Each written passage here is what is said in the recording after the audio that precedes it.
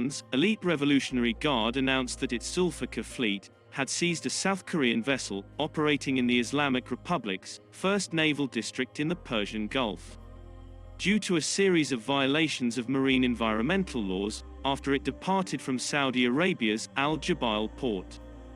The ship, Hijacked, was said to be transporting up to 7,200 tons of oil-based chemicals and carrying a crew of South Korean, Indonesian, Vietnamese and Myanmar nationals.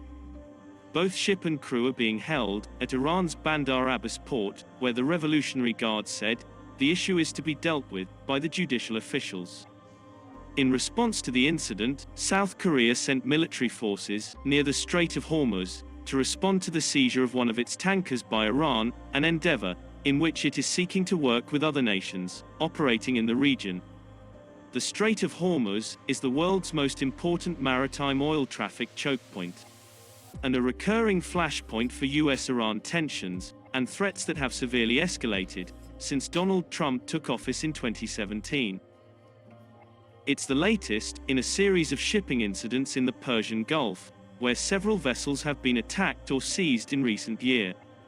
South Korea would seek support from the International Maritime Security, construct a US-led coalition of at least 9 nations, designed to prevent acts of sabotage and prevent Iran from seizing international ships. The US and South Korea are military allies, and, while their mutual defense was established to ward off attacks from rival North Korea, it obliges each to come to the other's aid in the event of any external armed attack. Iran is now showing its power by hijacking an oil tanker and ramping up its nuclear program. It started after Trump left the nuclear deal and imposed sanctions on Iran. The events have unfolded against a broader backdrop of rising anxiety in the Middle East as the Trump administration extended its offensive to weaken Iran and force it into deeper nuclear and military concessions.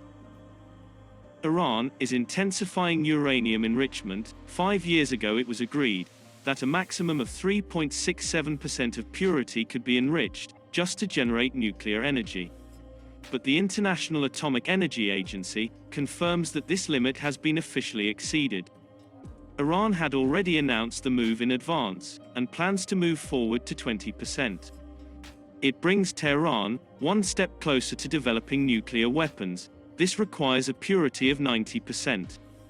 Israeli Prime Minister Netanyahu has said that Iran plans to build nuclear weapons, which Iran vehemently denies.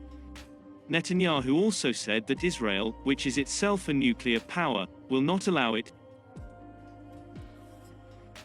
The big question now is, what will the United States do? And what will Biden do when he becomes president on January 20th? His team has already said that the Democrats want to return to the 2015 deal, but the terms are still unclear. Foreign allies, Republicans, and hardliners within the Democratic Party are pressing Biden to agree only if Iran halts its long-range missiles. But this missile program is so important to Iran that this will not be an option, especially now that the Iranians are digging in the sand with their nuclear program.